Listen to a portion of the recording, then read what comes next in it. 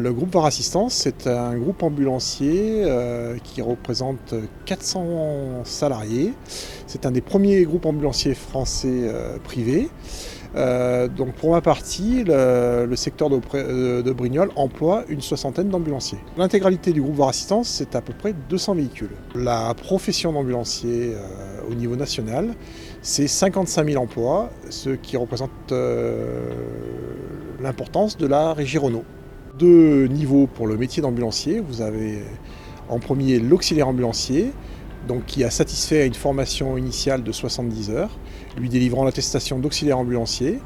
Et le deuxième degré, c'est l'ambulancier diplômé d'État qui, lui, a suivi une formation de 630 heures dispensée en institut de formation ambulancier.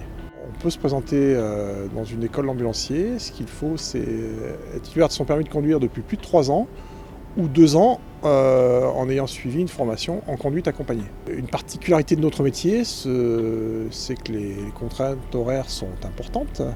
On va dire que vous savez, la veille, on va vous indiquer à quelle heure vous prenez votre service le lendemain. Et en fonction des aléas de la journée et des transports que vous aurez à faire, l'heure de fin de service pourra varier. Tout le monde travaille, donc les week-ends, les jours fériés et les nuits. Nous fonctionnons 24 heures sur 24. Un auxiliaire ambulancier est payé en début de carrière, il est payé au SMIC, c'est-à-dire 1 445 € brut, hors indemnité pour ses permanences et heures supplémentaires et indemnités diverses. Et un ambulancier diplômé d'État va être payé 1 555 € brut, hors indemnité. Pour découvrir le métier d'ambulancier, à l'aide d'une convention avec votre pôle emploi local, vous pouvez venir dans nos entreprises en immersion et pendant une semaine vivre le quotidien d'une équipe d'ambulanciers. Alors mon job consiste à prendre les appels et réguler les véhicules, donc envoyer les véhicules adaptés aux missions, donc soit des ambulances, soit des VSL. À peu près 300 appels par jour. 9h, 17h30. J'ai des collègues qui commencent à 7h et des collègues qui finissent à 20h, puisqu'on est ouvert de 7 à 20. Alors quand le centre 15 appelle, on crée une fiche, on prend les coordonnées de la personne, la pathologie, et puis après on regarde sur la cartographie, et là sont géolocalisés tous nos véhicules, ce qui nous permet d'agir dans les plus brefs délais. Mon job, c'est l'aide à la personne, transporter correctement les patients. Là, nous sommes dans une ambulance, nous avons donc la mission qui arrive, on nous met nouvelle mission. Donc on va cliquer pour accepter la mission. Si c'est un centre 15, je vais noter l'heure d'arrivée au domicile. Faut être costaud, bien se porter. Là, je plains, c'est ceux qui sont dans les grandes villes avec 15 étages à monter quand l'ascenseur est en panne.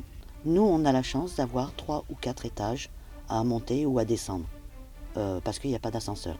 La formation d'un ambulancier, ça a beaucoup évolué. La formation initiale est très intéressante. C'est comme le permis de conduire.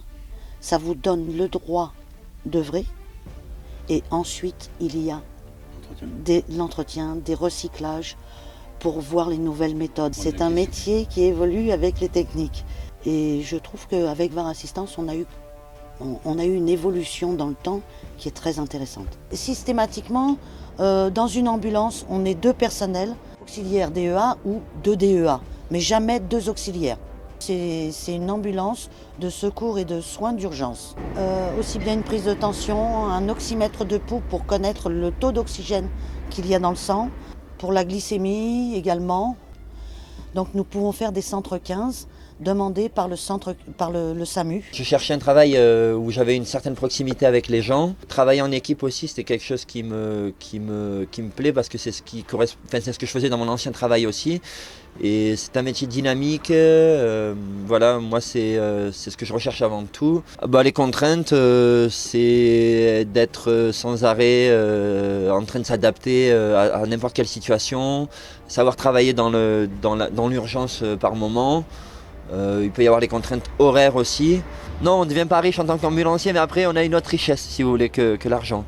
Évolution de carrière, c'est d'ici un an et demi passer mon diplôme d'État pour prendre la place de Nathalie. Et puis à mon tour former aussi des petits auxiliaires qui se lanceront dans le métier. Longue vie aux ambulances, c'est un super métier, voilà.